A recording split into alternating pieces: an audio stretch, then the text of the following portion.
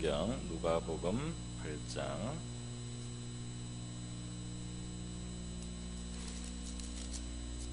누가복음 8장 4절로 15절 말씀.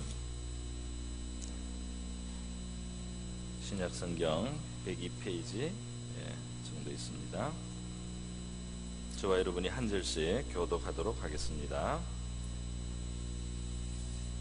각 동네 사람들이 예수께로 나와 큰 무리를 이루니 예수께서 비유로 말씀하시되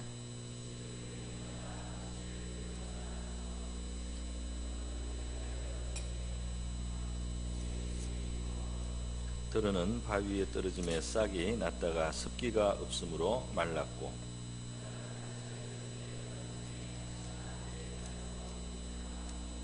들은 좀 땅에 떨어짐에 나서 백배 결실을 하였느니라.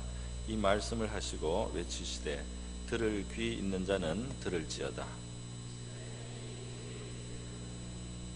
이르시되 하나님의 나라의 비밀을 아는 것이 너희에게는 허락되었으나 다른 사람에게는 비유로 하나니 이는 그들로 보아도 보지 못하고 들어도 깨닫지 못하게 하려 함이라.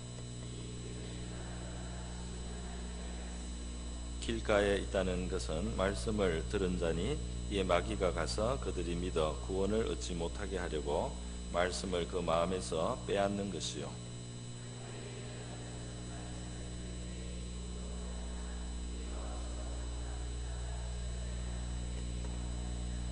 가시떨기에 떨어졌다는 것은 말씀을 들은 자이나 지내는 중 이 생의 염려와 재물과 향락의 기운이 막혀 온전히 결실하지 못하는 자요. 착하고 좋은 마음으로 말씀을 듣고 지켜 인내로 결실하는 자니라. 아멘. 제가 잠깐 기도드리겠습니다. 고마우신 아버지 감사합니다. 이 밤에 우리 하나님 앞에 저희들 불러주셨는데 이 시간 주님의 말씀을 우리에게 베풀어 주시기를 원합니다. 부족한 종은 십자가의 그늘에 감추어 주시고 또 종에게는 작은 양식뿐이오니 주님께서 사랑하시는 이들을 위하여 취하시고 축복하셔서 넉넉한 영혼의 양식이 되게 해주시고 믿음이 되게 하시고 지혜가 되게 하시고 능력이 되게 하여 주시옵소서. 이 시간을 주님께 의탁하오며 고마우신 예수님의 귀하신 이름으로 기도드립니다. 아멘. 네, 오늘 하나님의 나라 비밀 네 번째로 동일한 본문입니다. 말씀으로 드리겠습니다. 하나님의 나라를 우리가 이 땅에서부터 살아가면서 누리려면 씨앗에 해당하는 하나님의 말씀이 우리 마음속에 뿌려져야 된다. 그 말씀을 우리가 진지하게 또 좋은 마음으로 받아들인다는 것이 우리 하나님의 나라를 경험하는 시작이라는 것을 말씀을 해주셨습니다. 그리고 이 신앙, 이 말씀으로 말미암아 우리에게 주어진 이 믿음과 신앙을 위해서 우리가 어려운 시간에 참아야 된다 말이죠. 어려운 시간에 인내해야만 이제 결실이 일어난다. 왜냐하면 이 어렵다고 해서 어려움이 있다고 해서 이 신앙을 포기한다든지 혹은 믿음을 포기한다면 이제 그것이 결실에 이르지 못하는 이유가 된다고 하셨습니다. 그래서 이 인내해서 결실에 이르기 위해서는 이 말씀의 뿌리를 내리도록 뿌리가 그 땅 속에 깊이 박히도록 우리의 마음을 정말 부드러운 마음으로 해서 하나님 말씀 아주 진지하게 우리가 받아야 된다는 것을 앞서 이야기했습니다. 그리고 이것을 또 방해하는 요소가 하나 있는데 그것은 가시떨기와 같이 마치 좋은 알이 씨앗이 떨어져도 가시떨기 속에 기운이 막혀서 잘 열매를 풍성히 맺지 못하는 것처럼 만약에 세상 염려를 주님께 맡기지 못하고 세상 염려를 주님께 맡기는 그런 기도를 하지 못하고 염려를 주님께 맡기는 새로운 방식의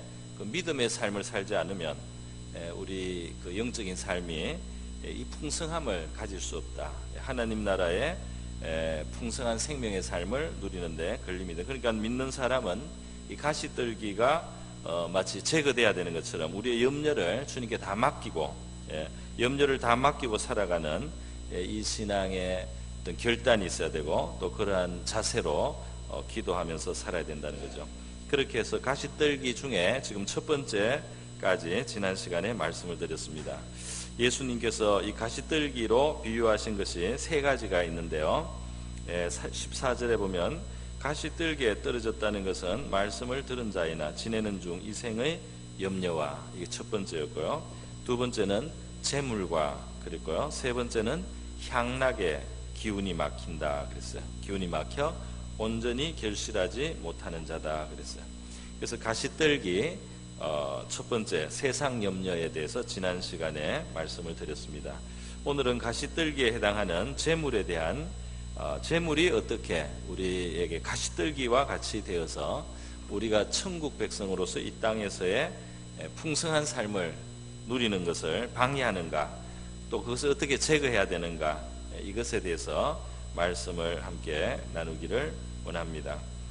여러분, 먼저 우리가 이 물질이나 또는 재물이나 이런 것에 대해서 가져야 될 기본적인 생각이 있어요. 그건 뭐냐면 물질을 무조건 우리가 나쁘다고 하거나 부정하다고 하거나 그러지 않습니다. 전도서 10장 19절에 보면 잔치는 희락을 위하여 베푸는 것이요 포도주는 생명을 기쁘게 하는 것이나 돈은 범사에 이용되느니라. 돈은 편리한 도구다 그랬어요. 그런데 이 돈이라는 것은 이제 그 가치를 교환하기 위해서 필요한 도구인데 결국은 그 돈이 가지고 있는 것은 어떤 물질입니다. 그 돈을 가지고 우리가 물질과 바꾸게 되는 거죠. 그 물질들, 그것은 무엇이냐? 그것이 다 하나님이 창조한 세계에 하나님이 만드신 것들이에요. 그래서 시편 50편 8절에서 15절 이하로 쭉 보면 하나님이 이스라엘 백성들의 오해를 하나 풀고 있습니다. 그것은 뭐냐면 이 재물을 번제, 소라든지 염소라든지 이런 걸 갖다 바치는 것을 하나님께 뭘 드린다고 생각하는 거, 자기들이 뭘 하나님께 드린다고 생각하는 거, 이거 좀 착각이라는 것을 하나님이 말씀하고 있어요. 왜 그러냐면 하나님이 뭐가 없어서 궁해서 우리가 갖다 드리는 뭐 염소라든지 수소를 하나님이 받으면 하나님께 보탬이 되는 그것이 아니라는 것을 하나님이 말씀합니다. 하나님은 살림의 짐승들과 천산의 생축이 다 내 것이다 그랬어요. 너들이 가지고 나한테 드린다고 하는 그거 다 내 거다. 원래 산의 새들도 나의 아는 것이며 들의 짐승도 내 것입니다. 그래서 내가 가령 뭐 그런 이름 좀 가령 줄여도 너희들에게 달라고 뭘 달라고 그렇게 요청 안 한다. 세계와 그게 충만한 것이 다 내 것이다. 이 세상이 다 하나님 것이라고 말씀을 하고 있지 않습니까? 이스라엘 백성들은 많은 착각 속에 살았습니다. 그들은 바알을 섬겨야지 바알 신이 가나안 땅의 신이라고 생각했어요. 그러니까 우리가 예수 믿는 사람이 세상에 나가면 세상에는 다른 신이 지배한다. 이 세상에는 하나님이 힘이 없다 이렇게 생각하는 것처럼 잘못된 생각을 이스라엘 백성들도 했습니다. 그래서 그들은 이스라엘 하나님이 애굽에서 우리를 건져냈는지는 모르지만 이 지금 현실로 살아가는 이 가나안 땅에서는 이 가나안 사람들이 섬기고 있는 바알신, 아세라 우상, 그것이 여기에 모든 것을 좌우하는, 여기에서 성공과 실패, 이것을 좌우하는 신이라 이렇게 생각을 했습니다. 그래서 가나안 사람들이 하듯이 그 바알을 섬기고 아세라를 섬기고 그러면서 그 땅에서 난 곡식과 포도주를 바알 신에게 바치는 우상 숭배를 했어요. 그런데 하나님이 호세아서 2장 8절 9절에 보면 이렇게 말씀합니다.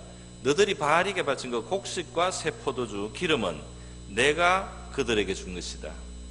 그들이 바알을 위하여 쓴 은과 금도 내가 그들에게 준 것인데 깨닫지를 못한다. 이렇게 말하는 것입니다. 이 세상은 꼭 세상에 하나님 아닌 다른 어떤 존재가 이 세상을 주관하고 이 세상의 주권을 가지고 있는 것처럼 보이지만은 이 세상에 있는 모든 물질도 결국 그 주권이 바로 하나님이시라는 것입니다. 그걸 하나님이 말씀하니까 내가 준 것인데, 물론 하나님이 준 걸 모르고 그것을 누리고 사용하는 이방인들이 있습니다. 그런데 적어도 하나님의 백성들은 이 모든 것이 하나님께로부터 왔다는 사실을 깨닫는 것입니다. 그래서 하나님께 감사를 마땅히 드리는 거죠. 이스라엘 백성들이 하나님이 준 것인지를 모르고 그것으로 바알을 섬겨야 되는 줄 알고 바알 앞에 굴복하고 바알을 섬겼을 때 하나님께서 내가 이제 내 곡식을 그것을 이걸 계절에 도로 찾겠다. 내 새 포도주를 그것이 맛들시게 도로 찾겠다. 그들의 벌거벗은 몸을 가릴 내 양털과 내 삶을 빼앗을 것이다. 원래 하나님 것인데 하나님 백성은 그것을 하나님 것인 줄 알고 좀 살아가고 그 믿음을 좀 표현하기를 원했는데 무지한 이방인들이 하나님 없이 하나님을 모르면서 우상을 섬기지만 하나님이 그냥 줬어요. 우상을 섬기지만 그냥 베풀어 줬어요. 그 바알 섬기고 아세라 섬겨도 기본적으로 살아가야 될 그 풍요한 것을 하나님이 주셨습니다. 그래서 이방인들은 모르고 섬겼다고 하자. 그런데 너희들까지 혼란을 일으키면 안 된다. 너희들은 이것이 하나님께로부터 나는 줄 알고 믿음을 가지고 살아야 되는데 정말 바알이 신인 줄 알고 바알에게 그걸 갖다 바치고 우상 숭배를 하니까 내가 그것을 때가 돼서 거둬버리겠다. 이렇게 하나님이 말씀을 한 거예요. 이거 우리 신자도 이러한 착각을 하지 않아야 되는 거죠. 학개서 2장 8절에도 하나님께서 이스라엘 백성들이 성전을 재건하고 이렇게 하는 과정에 하신 말씀입니다. 은도 내 것이고 금도 내 것이다. 이 다 세상에 있는 것이 내 것이다. 하나님이 푸시면은 있는 것이고 하나님이 닫으면은 없어진다는 겁니다. 하나님이 주시면 가지는 것이고 하나님이 불어버리면은 내가 움켜잡아도 남는 것이 없게 될 거다. 그렇게 하나님은 말씀해 주셨어요. 그래서 우리가 이 세상에 말이죠, 이것이 다 하나님의 것인데 하나님의 것인지 모르는, 그래서 결국 우상 숭배를 하는 이방인들의 무지함을 따라가지 않아야 된다는 거죠. 하나님은 창조의 6일 중에 4일째 이 하늘의 해와 달과 별들을 창조했습니다. 그건 인간을 위해서 사시와 어떤 기한과 징조를 보여주시는 도구로 해와 달과 별들, 광명을 두셔서 사람을 위한 조명으로 또 여러 가지 사인으로 그렇게 주셨는데요. 문제는 이 영적으로 무지하고 어리석어지고 눈이 어두워지니까 사람들은 그 해와 달과 별들을 신으로 섬기는 겁니다. 그게 절하고 말이죠. 그걸 우상으로 삼는 것이죠. 그래서 창세기 1장에 해와 달과 별을 하나님이 뜻을 가지고 인간을 위해서 창조하셨다는 이 말씀이 옛날 그 사람들에게 해를 신으로, 달을 신으로 섬기고 별을 신으로 섬기는 사람들한테는 바로 이제 교훈을 주시는, 깨닫게 하시는 뜻이 그 안에 담겨 있었어요. 그것들은 다 피조물이고 참 하나님은 그걸 지으신 분이다 말이죠. 마찬가지로 이 세상에 있는 재물, 이 세상에 있는 어떤 가치들, 그 돈으로 대표되는 그 모든 가치들을 하나님께서 사람의 필요를 위해서 이 땅에 두신 것인데요. 사람들은 무지해서 어리석어져서 그 재물 자체를, 그 물질을 혹은 돈 그 자체를 하나님처럼 여기고 그 위에 계신 하나님을 바라보지 않고 그 재물을 하나님으로 섬기는 문제가 생기는 겁니다.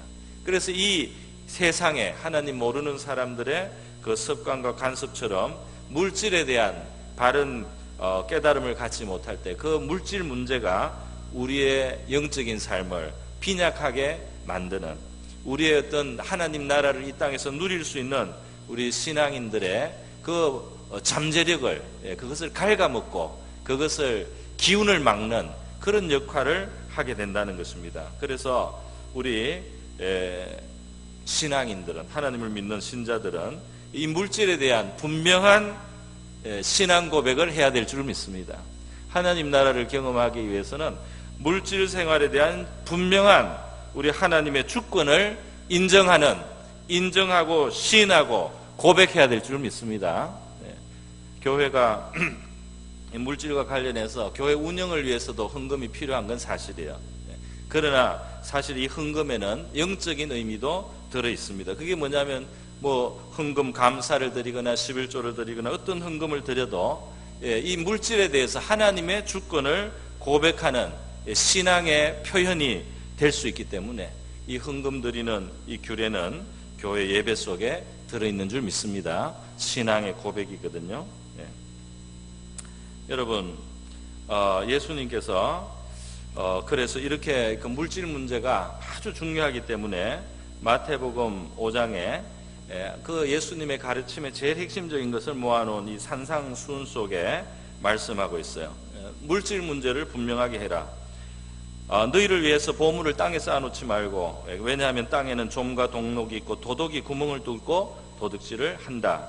오직 너희를 위하여 보물을 하늘에 쌓아두라.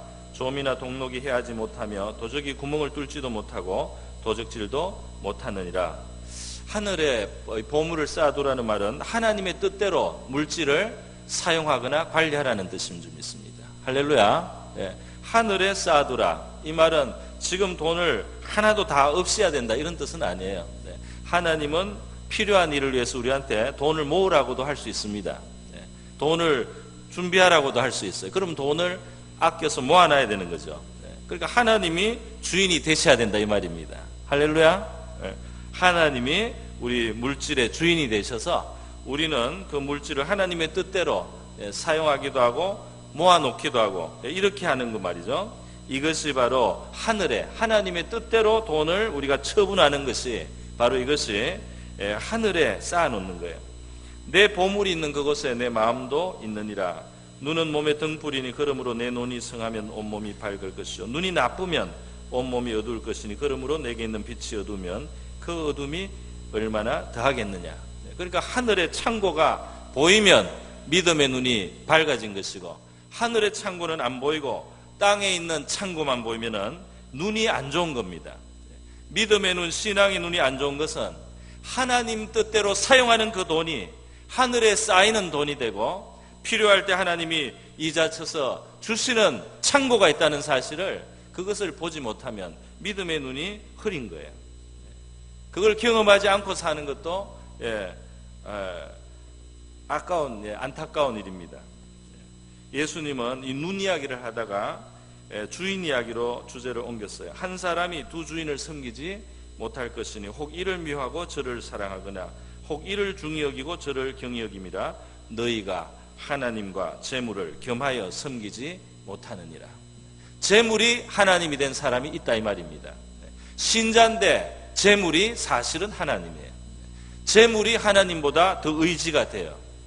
재물이 자기의 행복과 미래를 보장할 거라는 그 믿음 하나로 삽니다. 물론 하나님께서 우리에게 물질을 축복하실 수 있고, 우리가 물질을 구했을 때 주시고 말이죠. 또는 뭐 직장을 주시고 돈 얻을 수 있는 능력이나 아이디어나 지혜를 주실 수 있습니다. 그렇게 하나님이 주인이 되시고 그 물질에 대해서는 하나님의 주인 되심을 인정해야 되는데, 이 물질이 너무 중요해서 하나님이 뒤로 순서가 두 번째, 세 번째로 하나님이 덜 중요하게 되면은 이 재물이 주인이 된 겁니다. 그런데 이 두 주인을 섬기지 못한다. 하나님과 재물을 똑같이는 못 섬긴다. 둘 중에 하나가 진짜 너의 신이다 말이에요. 그래서 이 주인을 못 알아보는 것도, 이것도 눈이 나쁜 겁니다. 주인을 못 알아봐요. 무엇이 나에게 정말로 나를 보장해 주시는 존재인지, 무엇이 정말 나의 행보를 결정하시는 존재인지, 이것이 잘 안 보인단 말이죠. 누가 진짜 주인인지 잘 모르겠는 거, 이것도 우리 신앙의 눈이 어두운 것이다 이렇게 말했습니다. 이것이 잘 보이면 하나님이 정말 주인으로 똑똑히 보이고, 이 물질이라고 하는 것은 그 하나님의 처분 아래 있는 것이다. 이것이 잘 보이는 사람은 믿음의 눈, 신앙의 눈, 영혼의 눈이 밝은 것이라고 주님이 말씀하시는 것입니다. 그래서 주님께서는 이 물질 이야기를 하시고요, 물질 때문에, 그렇기 때문에 염려하지 말고 하나님 나라와 의를 먼저 구하는 삶을 살으라고 말씀을 했어요. 그래서 이 재물이 가시떨기의 역할을 하는 것 중에 하나는 염려이기도 합니다. 그런데 염려는 앞에서 큰 주제로 이미 다루었어요. 세상 염려가 가시떨기라는 그것을 이미 세상 염려가 가시떨기에 첫 번째로 이미 다루어졌습니다. 그래서 오늘은 염려 아닌 또 다른 분야에서 우리 가시떨기의 역할을 어떻게 물질이 하는가, 그것을 생각해 봅니다. 어떤 일이 있을까요? 예, 바로 재물 때문에 사람이 욕심을 내다가 죄를 짓습니다. 예, 그래서 성경에는 이 재물, 물질이 돈을 사랑하다가 그것이 뿌리가 되어서 죄로 떨어지는 경우들이 있다는 거죠. 이것을 돈을 사랑함이 일만하게 뿌리라는 그런 표현으로 성경에는 나타나가 있습니다. 그러니까 돈을 획득하기 위해서 부정하거나 신앙 양심에 어긋나거나 불의한 일을 하거나 어떤 부정한 그런 방식으로 또 남을 해하면서 남을 속이면서 이렇게 이 물질을 얻는 거 말이죠. 그러니까 이 물질을 얻기 위해서 영혼을 범죄케 하는 거, 이것이 이제 바로 재리가 그 사람에게 가시떨기의 역할을 하고 있다는 것입니다. 그래서 그 영혼이 자꾸 죄를 범하기 때문에, 이 물질 때문에 죄를 범하기 때문에 결국 이 사람이 받아들인 하나님의 말씀, 또 예수 그리스도의 그 은혜와 능력이 이 사람의 삶 속에 활짝 피어나지를 못하고, 이 사람의 영혼에 참 만족을 주고 기쁨을 주고 능력을 줄 수 있는 하나님의 신령한 축복들이 이 사람의 삶 속에 펼쳐지지를 못한다. 이 생명이 풍성한 삶이 무엇인지를 누리는데 어렵다 말이죠. 그래서 이 물질의 욕심을 우리가 경계해야 될 줄로 믿습니다. 특히 우리 고린도전서에 보면, 고린도전서 10장에 보면 그 사회적인 상황하고 결부되어 있는 문제도 있습니다. 예를 들면은 고린도 사회는 그 사람들 직능별로 조합이 있었어요. 그래서 가죽을 다루는 피역장이들은 피역장이 조합이 있습니다. 금을 다루는 금장색들은 금장색 조합이 있고요. 뭐 이런 식으로 다 조합이 있어요. 그 직장마다 조합이 있는데, 문제는 이 그리스 사람들이 너무 우상을 좋아하는 거죠. 그러니까 자기들 그 직업별로 수호신이 또 다 있는 거예요. 신이 다 있어요.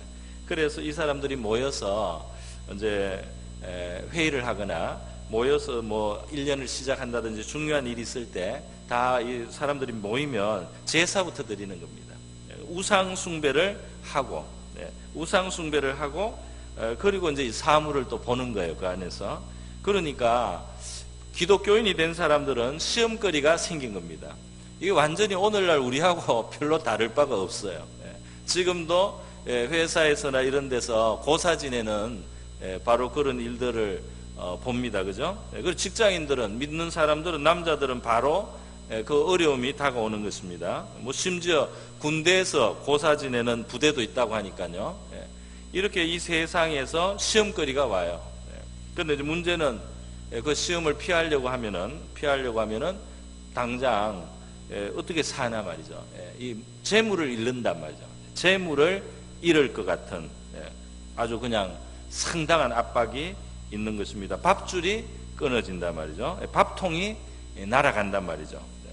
그래서 이러한 문제가 있을 때 성도들이 고민을 하고 고심을 하지 않을 수 없습니다. 거기에 대한 말씀이 바로 고린도전서 10장 13절 14절의 말씀이에요. 우리 아주 유명한 말씀인데 한번 보여주시기 바랍니다. 없나요? 네, 없을 수도 있겠네요. 이렇게 되어 있습니다. 사람이 감당할 시험 밖에는 너희가 당한 것이 없나니 오직 하나님은 미쁘사 너희가 감당치 못할 시험 당함을 허락하지 아니하시고 시험 당할 쯤에 또한 피할 길을 내사 너희로 능히 감당하게 하시느니라. 그런즉 내 사랑하는 자들아 우상 숭배하는 일을 피하라. 이렇게 되어 있습니다. 그러니까 이 우상 숭배를 안 하면 재물을 잃을 것 같은 그런 압박이 있는 거예요. 그때 그것이 아니라 시험의 상황인데, 그 시험 상황에서 하나님은 너희가 뚫고 나가게 하든지 아니면 피할 길을 주신다. 이렇게 말하고 있습니다. 할렐루야. 하나님이 우리를 두신 어떤 상황은 반드시 뚫고 나갈 수 있거나 피할 수 있는 상황인 줄 믿습니다. 굉장히 그게 어려워 보여도 정신을 좀 차리고요. 너무 떨지 말고 정신을 잃지 말고 바로 뚫고 나가거나 아니면 피할 길이 있다. 이렇게 우리가 담대함을 가질 수 있기를 바랍니다. 감당치 못할 시험 당함은 너에게 당한 것이 없다. 그래서 신앙을 포기하지 말라는 겁니다. 이 물질 문제 때문에 신앙을 포기하지 말라. 물질 때문에 신앙을 포기하지 말라. 피할 길이 있거나 뚫고 나갈 수 있게 하나님이 도와주신다. 이렇게 말씀을 하고 있다 이 말입니다. 그래서요, 이렇게 욕심, 재물은 욕심으로, 재물은 죄로 우리를 끌고 가서 가시떨기의 역할을 합니다. 그게 다 굴복해버리면 우리 신앙은 힘을 잃는다는 것이죠. 또 있습니다. 재물이 어떻게 해서 우리에게 이 가시떨기 역할을 해서 영적인 삶의 풍성을 막느냐 하면, 이 재물이 있으면서 사람이 자칫 잘못하면은 마음이 무뎌지는데, 이 마음이 교만해지고 마음이 자만하게 되고 하나님이 별로 필요 없는 것처럼 이렇게 마음이 높아질 수가 있어요. 이런 것도 재물을 잘못 대할 때 가지는 가시떨기와 같다고 하겠습니다. 그러니까 사람이 물질이 뭐 복을 받았든지 하여튼 물질이 많아지면서 말이죠, 자신감이 생겨서 그런지 모르겠는데 다른 사람도 좀 가소롭게 생각한다든지, 심지어 이제 마음속 깊은 곳에 하나님도 별로 나한테 필요한 것 같지가 않아, 하나님이 없어도 내가 살 길이 다 있어, 이런 마음이 깊은 데서 생길 수가 있다 이 말입니다. 그래서 하나님이 보통 물질 문제로 우리를 많이 교훈도 하시고 훈련도 하시고 주기도 하고 거두기도 하고 주기도 하고 거두기도 이렇게 좀 해야지 보통 정신을 차리는 경우가 많아요. 물질로 말미암아서 교만해지면서 이 신앙이, 영적인 신앙을 상실할 때가 있습니다.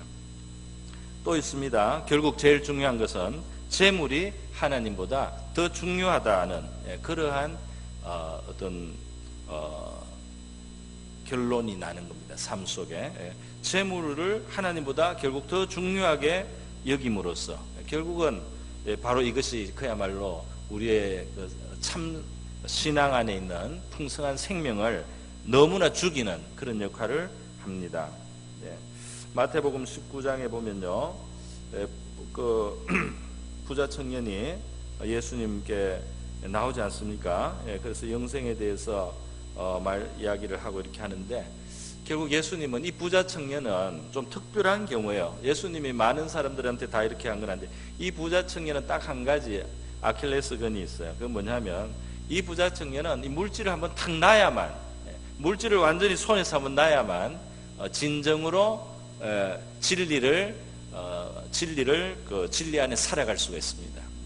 이 부자 청년은 한번 물질에 대해서 손을 한번 완전히 틀어야지, 그래야지 이 부자 청년은 영적인 삶으로 온전해질 수가 있어요. 그래서 예수님은 이 부자 청년에게 다 버리고 다 그냥 나눠주고 나를 쫓으라 이렇게 말씀을 했습니다. 그런데 주님이, 하나님의 아들이 말씀하셔도 그거는 못해요. 이 부자 청년은 영생을 얻기 위해서 뭐라도 할 것처럼 생각을 했습니다. 영생을 얻기 위해서 내가 율법도 열심히 지키고 이것도 하고 저것도 다 했는데, 그런데 나는 왜 이렇게 영원히 공고할까요? 나는 영생을 얻기 위해서 살인도 하지 않고 간음도 하지 않고 죄를 짓지 않고 정말 조금이라도 죄를 짓지 않고 그렇게 애쓰고 신경을 쓰는데 왜 내 영혼에는 영생을 가졌다는 확신이 없을까요? 나는 이렇게 신앙적인 생활을 열심히 했는데 왜 천국을 간다는 확신이나 기쁨이나 이런 거하고 나는 상관이 없을까요? 그랬더니 예수님이, 너는 지금 이 세상에 많이 가진 것 때문에 영생을 취할 수 있는 그 믿음의 어떤 실행을 하지를 못했다. 그래서 지금 너에게 있어서 필요한 것은 그 물질을 놔야 돼. 그 물질을 다 놔야 돼. 그러면 너가 정말 영생이 무엇인지를 이제 누리면서 확인할 수 있다. 이렇게 예수님이 가르쳐 줘도 그렇게 못하는 거죠. 그래서 부자 청년이 근심하면서 갔어요. 그러니까 인간이 정말 연약합니다. 제자들은 다 놀랬습니다. 아유, 예수님께서 이 부자가 천국 가기 어렵다. 낙타가 약대가 이 바늘기 통과하는 것보다 더 어렵다. 누가 그러면 천국에 갈 수 있겠습니까? 사람은 할 수가 없다. 사람들은 그걸 놓을 수가 없어요. 사람들은 이 영생을 취할 믿음을 갖지를 못해요. 그런데 하나님은 하실 수 있느니라 이렇게 대답해 주셨어요. 그래요. 다른 말로 하면 하나님의 은혜로만 된다, 그런 말씀인 줄 믿습니다. 그래서 많은 사람들이 이 부자 청년처럼 처음부터 믿음으로 하나님 앞에 하지는 못해요. 하나님이 우리를 이렇게 저렇게 인도하시고 말이죠. 그 하지 못했던 믿음을 나중에 가질 수 있도록 이스라엘 백성들을 광야에서 40년간 굴리지 않습니까? 40년간 광야를 돌면서 하나님 믿을 수 있도록 훈련을 하십니다. 그 40년이 지나고 하나님 인도하실 때는 요단강에 발을 집어넣지 않습니까? 요단강이 아직 물이 흐르는데도 하나님이 앞으로 나가야 된다 이렇게 하니까 법궤를 메고 제사장들이 요단강에 들어섰단 말입니다. 할렐루야. 믿음으로 행할 수가 있습니다. 그 연단받는 이유입니다. 믿음으로 행하는 자가 되기 위해서. 그래서 이 재물보다 하나님이 더 중요하다는 것을 깨닫게 하기 위해서 하나님이 좀 주셨다가 거두셨다가 여러 가지로 우리에게 교훈하고 계신 줄 믿습니다. 여러분, 그러면 이 재물이 가시떨기가 되지 않기 위해서는 어떻게 해야 되겠습니까? 이미 말씀을 좀 드렸습니다. 이 재물이 확실히 이 눈에 보이는 이 재물이 힘이 있지만은 그러나 하나님이 그 위에 계신 주인이라는 사실을 우리가 분명하게 고백해야 되는 것입니다.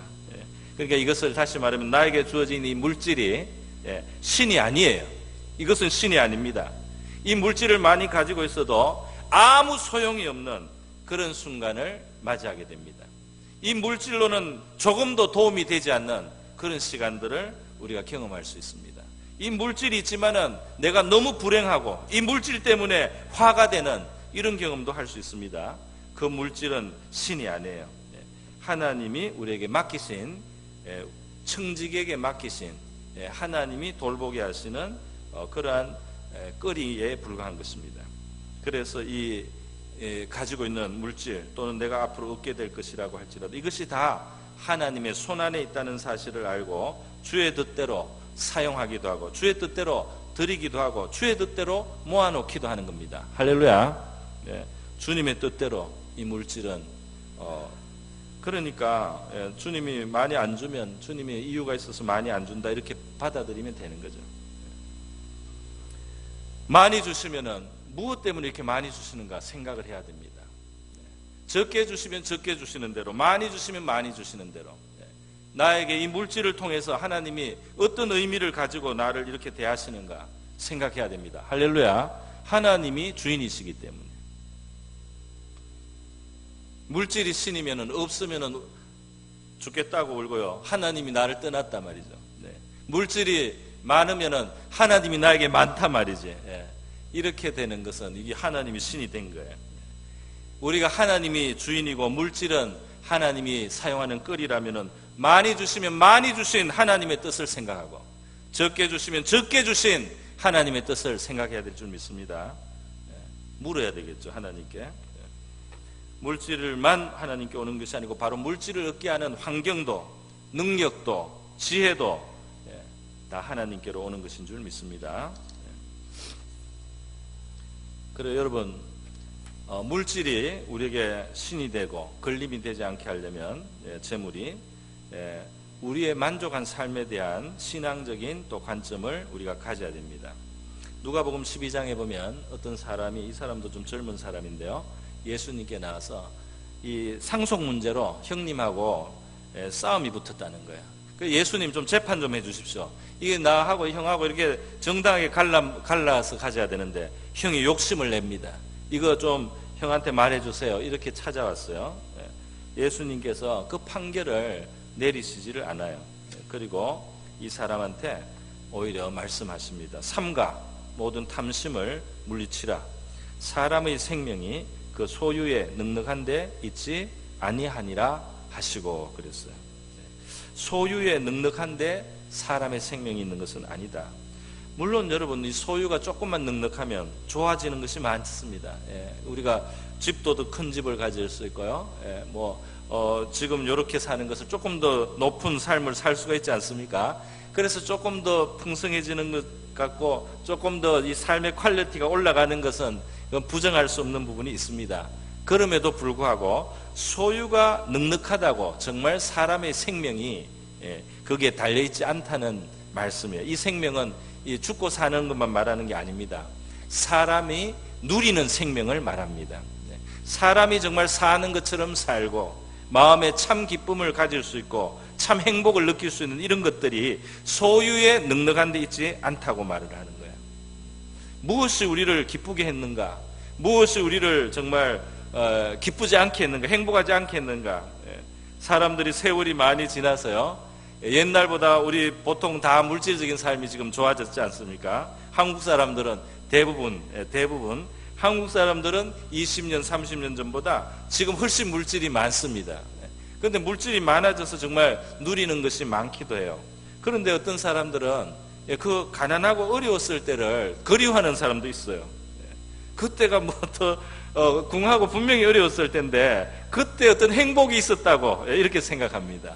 그때 느꼈는지 못 느꼈는지는 모르겠는데 돌이켜보니까 그때 참 좋았다 이런 사람들이 많이 있어요. 물론 그때 너무 어려웠던 사람도 있죠. 그런데 결국 우리의 생명의 풍성함은 이 소유로 넉넉한 데 있는 것은 아니다. 이것이 예수님의 말씀입니다. 왜냐하면요, 물질이 많아도 반드시 그것이 행복으로 이어지는 것은 아니다.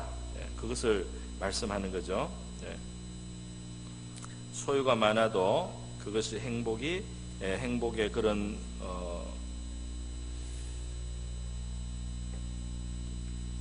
그 조건이 되지 못할 때도 많다는 겁니다.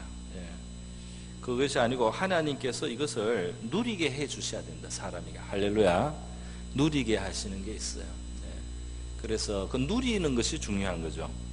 그게 적어도 크게 누려질 수 있고요, 많아도 너무 적게 누려질 수도 있습니다. 그 말씀이 디모데전서 6장 17절 18절인데요.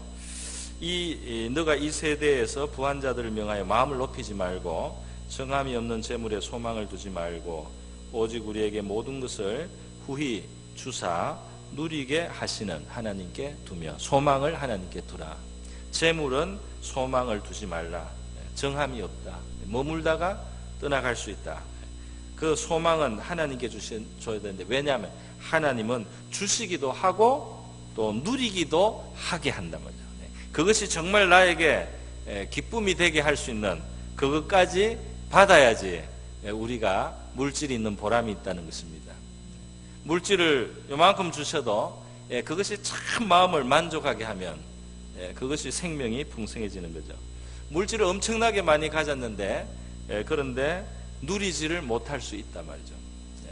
우리 중에는 여기에 해당되는 분은 많지 않은 것 같아요. 너무너무 많은데 집이 100채가 있는데 100채에 살 수가 없어요. 몸은 하나고 방 하나밖에 못 씁니다. 물론 다른 의미는 있지만은 그래서 성경은 만족한 삶은 우리 주님이 주신다 말이죠. 또 빌립보 4장 12절 말씀에 19절 말씀에 난 하나님이 그리스도 예수 안에서 영광 가운데 풍성한 대로 너희 모든 쓸 것을 채우시리라는 말씀이 있습니다. 이거는 사도 바울이 감옥에 있으면서 쓴 거예요. 감옥에 있으면서 빌립보 성도들에게 하나님 물질을 주실 것이다. 그리고 자기 자신에 대해서도 빌립보 4장 12절에 보면 내가 비천에 처할 줄도 알고 풍부에 처할 줄도 알아. 모든 일 곧 배부름과 배고픔과 풍부와 궁핍에 처할 줄 아는 일체의 비결을 배웠다. 이런 말씀합니다. 그러니까 나는 물질에 있어서 물질이 많거나 적거나 내가 살아가고 그 안에서 내가 만족하고 그 안에서 내가 기쁘게 살아갈 수 있는 비결을 배웠다. 이렇게 사도 바울은 말하고 있어요. 물질을 넘어서 있단 말이죠. 내게 능력 주시는 자 안에서 내가 모든 것을 할 수 있느니라. 우리의 고백이 될 수 있기를 바랍니다. 여러분, 결국 이 물질은 우리가 이 땅을 살아가는 동안에 필요해서 갖기도 하고 무슨 사명이 있어서 하나님께서 맡기기도 하고 우리는 일용할 양식을 하나님께 구하고 이렇게 살아야 되지만 결국은 물질을 잠언 23장에 보면 허무한 것이다. 날개를 내어 하늘을 날아가는 독수리처럼 날아갈 것이다. 이렇게 말씀해요. 왜 그렇습니까? 결국은 아무도 우리의 소유물을 가지고 가지는 않습니다. 다시 말해서 우리는 벌거벗은 우리의 영혼 하나, 이 땅에서 믿음을 실천하거나 진리대로 살거나 하나님의 뜻을 행하거나 했던 우리 영혼 하나, 우리 영혼 하나로 하나님 앞에 가게 될 줄로 믿습니다. 아무것도 가지고 가는 것은 없어요.